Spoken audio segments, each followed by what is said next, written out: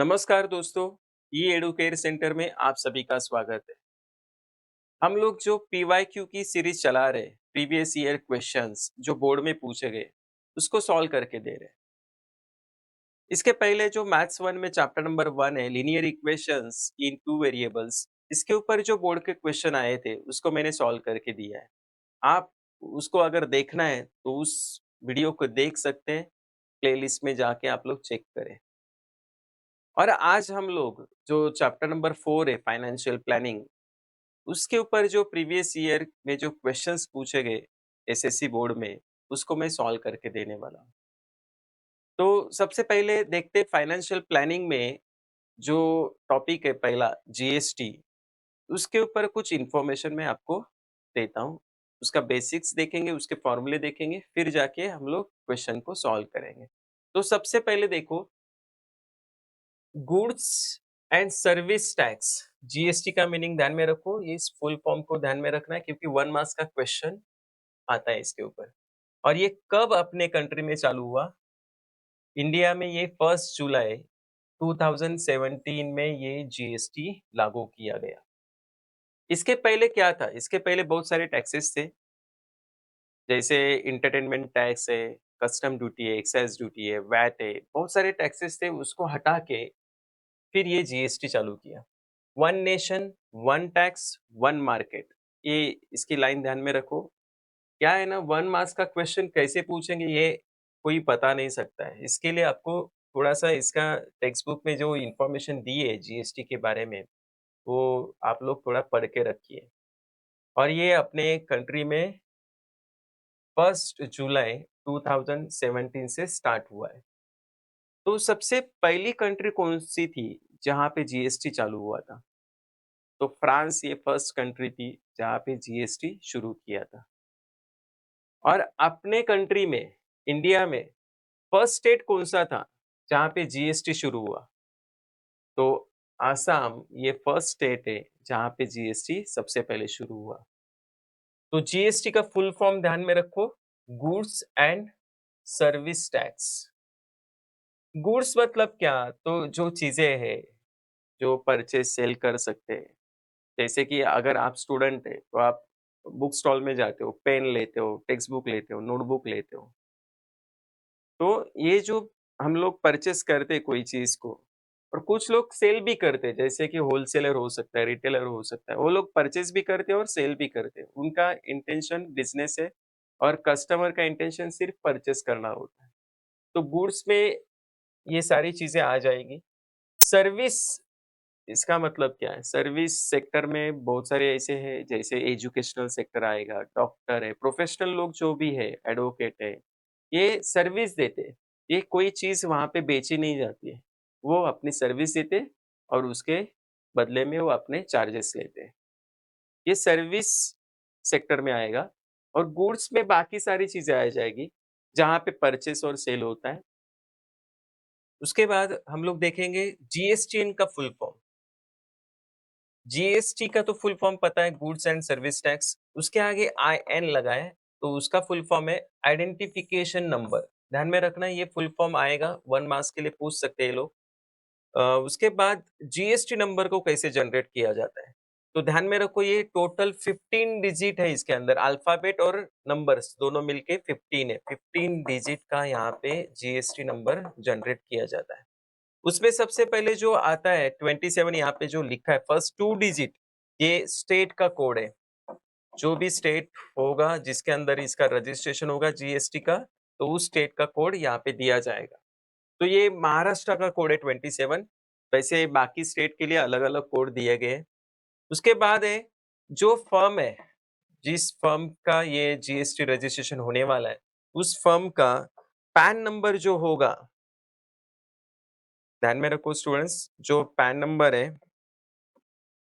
10 digit का, यहाँ तक ये फर्म का पैन नंबर होता है। देखो, जीएसटी का रजिस्ट्रेशन का जो कोड जनरेट होता है ना, वो ध्यान में रखो। पहले 2 डिजिट है स्टेट के कोड, उसके बाद 10 डिजिट है पैन नंबर उस फर्म का। उसके बाद है यहाँ पे 1 लिखा गया है। एक ही स्टेट के अंदर जीएसटी के कितने रजिस्ट्रेशन हो गए उस फर्म के, उसका नंबर है। यहाँ पे 1 है तो 1 ही रजिस्ट्रेशन किया गया है। अगर 2 या 3 होता है यहाँ पे, तो 3 अगर यहाँ पे है समझो, तो इस फर्म के एक ही स्टेट के अंदर जीएसटी के 3 रजिस्ट्रेशन हो गए। उसके बाद है ज़ेड। ये जो ज़ेड है, ये बाय डिफ़ॉल्ट आने वाला है। ये गवर्नमेंट के पास उन्होंने रिज़र्व करके रखा है, कभी बाद में जाके चेंजेस आ जाएँगे जीएसटी में, तो ज़ेड ये अल्फ़ाबेट में ही वो लोग चेंजेस कर सकते हैं। ये बाय डिफ़ॉल्ट ज़ेड आता है। उसके बाद है फाइ लिखा हुआ है यहाँ पे।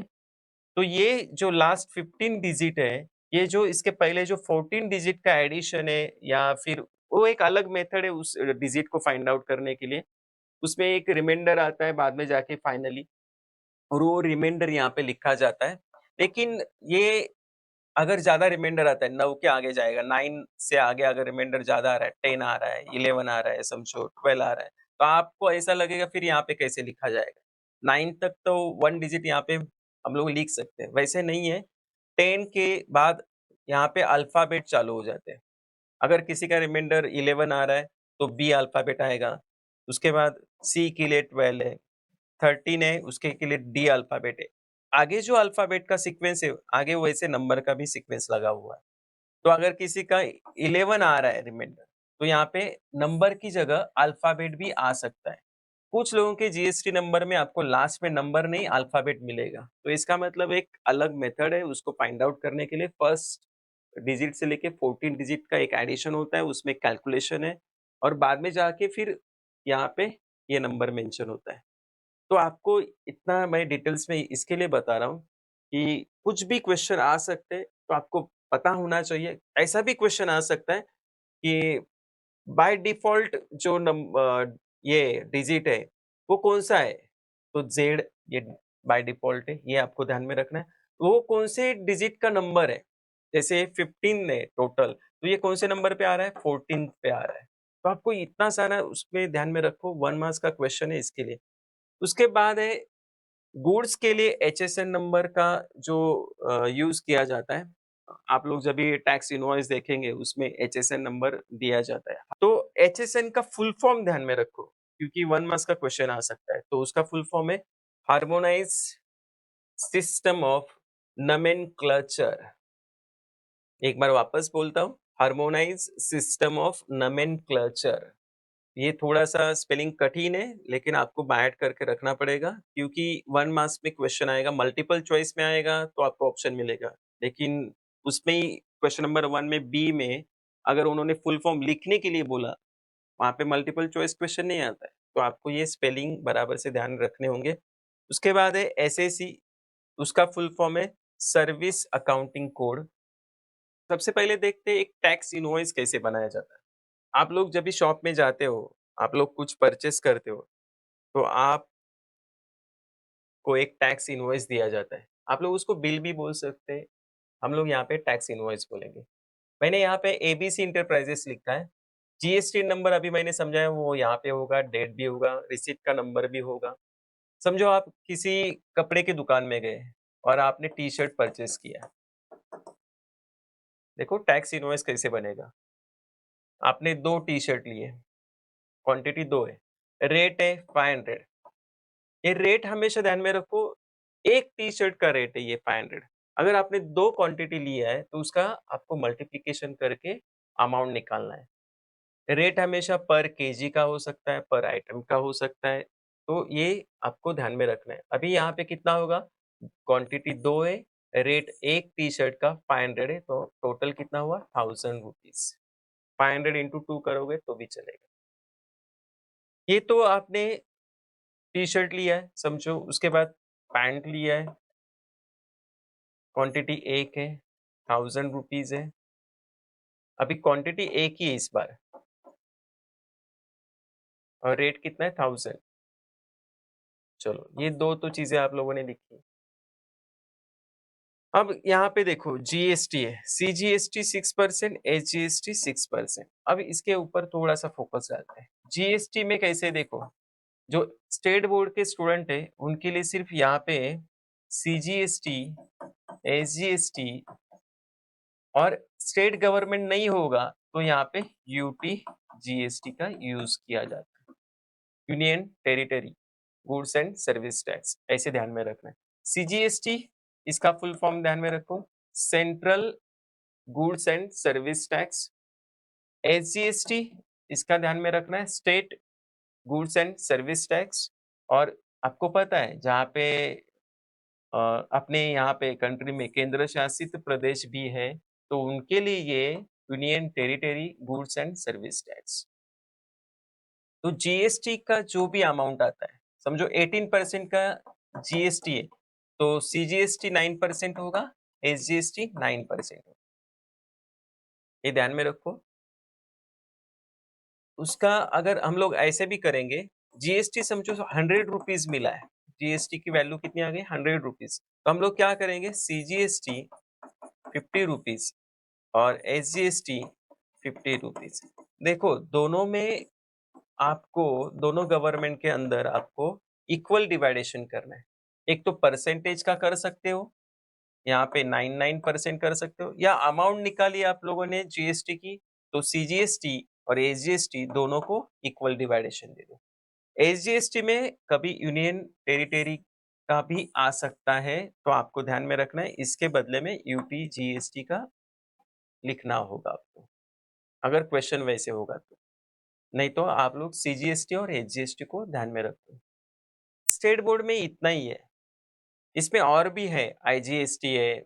ये जो है ये कंसेप्ट फिलहाल या ये टाइप आपके स्टेट बोर्ड के बुक्स में नहीं है, लेकिन आईसीएसई या सीबीएसई के स्टूडेंट्स होंगे तो उनके लिए होगा। तो हम लोग फिलहाल स्टेट बोर्ड के लिए देख रहे हैं, तो सीजीएसटी, एसजीएसटी और यूटीजीएसटी। सिर्फ यहाँ पे एक चीज ध्यान में रखो, एसजीएसटी की जगह यूटीजीएसटी ये ऑप्शन में आ सकता है, क्योंकि स्टेट भी हो सकता है या केंद्र शासित प्रदेश भी हो सकता है, तो उनके लिए। चलो फिलहाल हम लोग देखेंगे सीजीएसटी, एसजीएसटी 6% तो इसका मतलब जीएसटी कितना हुआ, 12%। उसको हम लोगों ने डिवाइड किया दोनों में, 6%। इनवॉइस के ऊपर ऐसे लिख के आ सकता है, 6% सीजीएसटी, एसजीएसटी 6%। तो आप लोग क्या करना है अभी, यहाँ पे ये जो अमाउंट है, टैक्सेबल अमाउंट निकालना है आपको, ये टोटल करो, इसका कितना हुआ है 2000। तो 2000 के ऊपर आपको 6% का सीजीएसटी, एसजीएसटी निकालना है। तो आप लोग क्या करोगे, 6% ऑफ 2000, 6/100 इंटू, ऑफ मतलब इंटू का साइन, और 2000, दो जीरो कैंसल, 6 2 12 और आगे एक जीरो, तो 120 रुपीज आ गया। सीजीएसटी भी हो सकता है ये, और एसजीएसटी भी, क्योंकि परसेंटेज सेम है ना दोनों के, तो अलग वापस कर कैलकुलेशन करने की जरूरत नहीं है। तो यहाँ पे कितना आ गया, 120 रुपीज सीजीएसटी भी आ गया और 120 रुपीज एसजीएसटी भी आ गया। तो टोटल अमाउंट कितना हुआ, ये जो था ये टैक्सेबल अमाउंट है स्टूडेंट, आप लोग ध्यान में रखो, इसके ऊपर हम लोगों ने कैलकुलेशन किया है और सीजीएसटी, एसजीएसटी फाइंड आउट किया। सिर्फ एक ही परसेंटेज निकालो, 6% ऑफ 2000, जो भी आंसर आएगा वो दोनों का होगा, क्योंकि दोनों के परसेंट सेम है। तो इसका अमाउंट निकाला है तो ये भी सेम रहेगा। तो जीएसटी कितना हुआ टोटल, अगर क्वेश्चन आता है, 1 मार्क्स के क्वेश्चन में कुछ भी पूछते, सीएसटी, सीजीएसटी का वैल्यू दिया है, एसजीएसटी का वैल्यू दिया है, जीएसटी कितना आया, तो इन दोनों के एडिशन करो, 120 120, जीएसटी कितना हुआ 240। तो चलो, अब आपका बिल में लास्ट में टोटल अमाउंट आता है, तो आपको क्या करना है, ये फर्स्ट अमाउंट जो टैक्सेबल अमाउंट था, ये सीजीएसटी, ये सेकंड अमाउंट, और ये थर्ड अमाउंट एसजीएसटी, इनकी एडिशन करनी है आपको, 1 2 3, तो कितना होता है 2000 प्लस 120 प्लस 120, तो 2240, क्योंकि 120 120 कितना होता है 240, 240 इसमें ऐड कर दो, 2240, ये हुआ आपका टैक्स इनवॉइस, ऐसे बनेगा। तो शुरू करते हैं स्टूडेंट्स, जो प्रीवियस ईयर क्वेश्चंस जो थे एसएससी बोर्ड में, जो ये चैप्टर है, चैप्टर नंबर 4 फाइनेंशियल प्लानिंग, इसके ऊपर जो क्वेश्चंस पूछे गए वो देखते हैं। इसमें एमसीक्यू टाइप क्वेश्चन भी पूछे गए थे। मार्च 2019 में ये क्वेश्चन आया था, the tax levied by the central government for trading with in state is, जो एक स्टेट है उसके अंदर अगर ट्रेडिंग हो रहा है तो सेंट्रल गवर्नमेंट कौन सा टैक्स लेगी इस पे। तो समझो महाराष्ट्र स्टेट है, इसके अंदर परचेस और सेल हो रहा है, तो इसके ऊपर सेंट्रल गवर्नमेंट सीजीएसटी लेगी, central goods and service tax central government को मिलेगा, ध्यान में रखना है।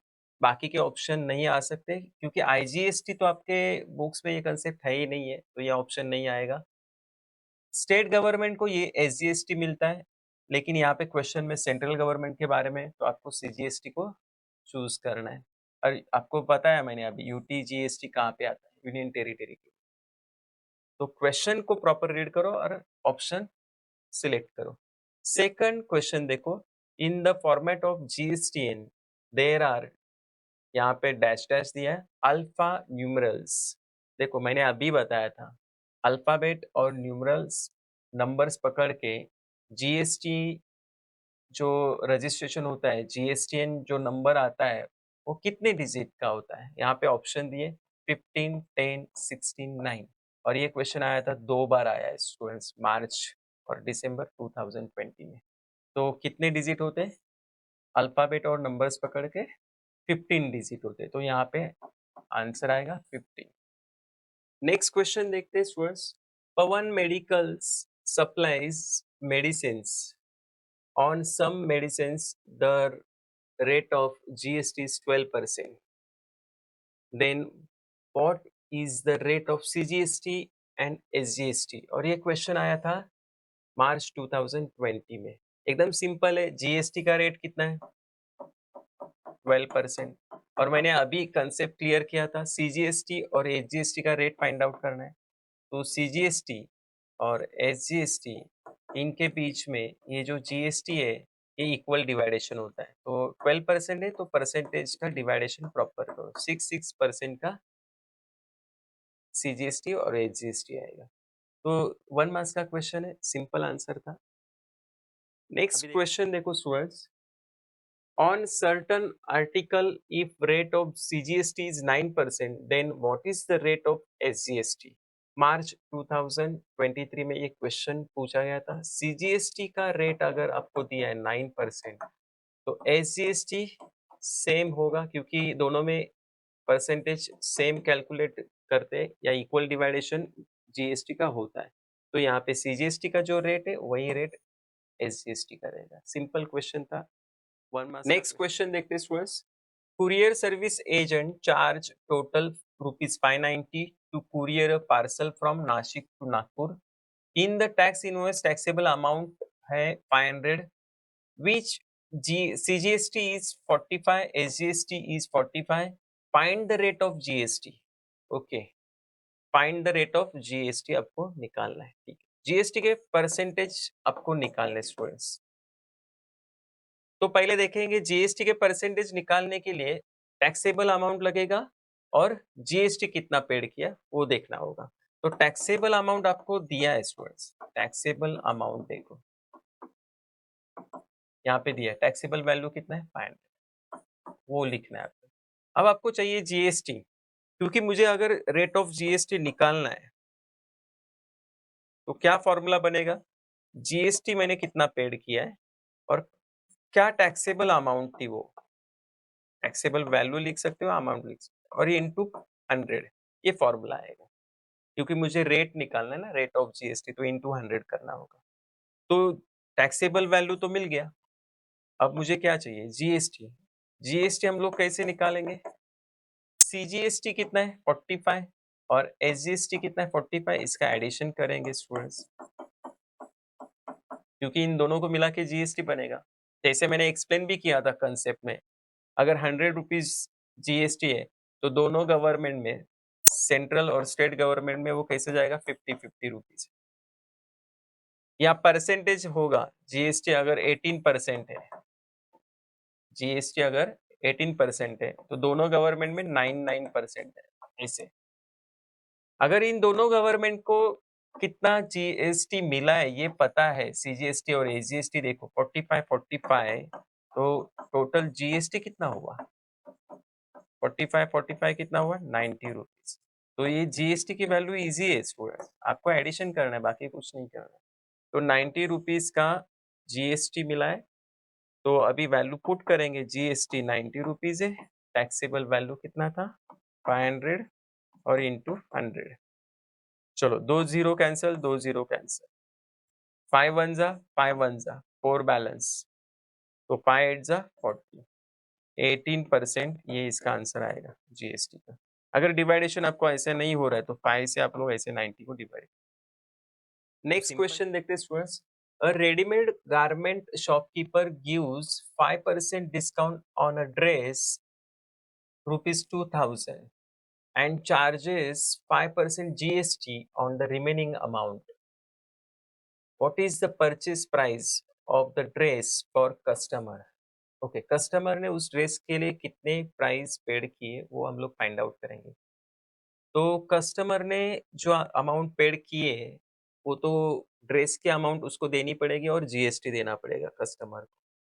तो ड्रेस की एक्चुअल प्राइस कितनी है वो निकालने, क्योंकि इसमें डिस्काउंट दिया गया है ना, तो पहले डिस्काउंट निकालते हैं, कितना डिस्काउंट कस्टमर को मिला है। तो डिस्काउंट का फॉर्मूला कैसे है, कितना डिस्काउंट है 5%, तो 5% किसके ऊपर, तो 2000 के ऊपर, तो 5% of 2000, 5 upon 100 into 2000, 2 0 cancel, 2 0 cancel, 5 2 सा 10 और आगे एक 0, तो 100 रुपीज का डिस्काउंट मिल गया कस्टमर। सिंपल है। अब ये 100 रुपीज तो कम हो जाएंगे 2000 में से, क्योंकि डिस्काउंट दिया है। तो टैक्सेबल जिसके ऊपर जीएसटी निकालना है ना, उस अमाउंट को क्या बोलते हैं, टैक्सेबल अमाउंट या टैक्सेबल वैल्यू। तो टैक्सेबल अमाउंट निकालेंगे, 2000 में से 100 रुपीज का डिस्काउंट दिया गया, तो टैक्सेबल अमाउंट कितना आ गया 1900। अब जीएसटी इस अमाउंट के ऊपर ही देना है, तो जीएसटी के परसेंट कितने 5%, तो 5% ऑफ 1900, तो 5 अपॉन 100 इंटू 1900, 2 0 कैंसिल, 2 0 कैंसिल, 19 5 जा 95, तो जीएसटी कितना आ गया 95 रुपीज। इसको सेकंड नंबर देते हैं। हम लोगों ने टैक्सेबल अमाउंट निकाला है डिस्काउंट माइनस करने के बाद, और जीएसटी निकाला है। तो अमाउंट पेड बाय कस्टमर, आपको ध्यान में रखना है स्टूडेंट्स, कस्टमर को कितना अमाउंट पेड करना होगा। कस्टमर को दो अमाउंट यहाँ पे है, जो है टैक्सेबल अमाउंट, जो डिस्काउंट माइनस करने के बाद जो ड्रेस की अमाउंट आ गई वो देनी है, और जीएसटी भी देना है। तो टैक्सेबल अमाउंट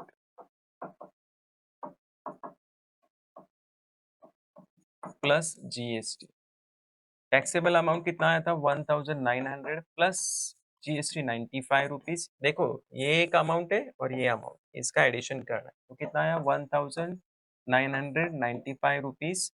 इतने अमाउंट आपको कस्टमर को देनी पड़ेगी।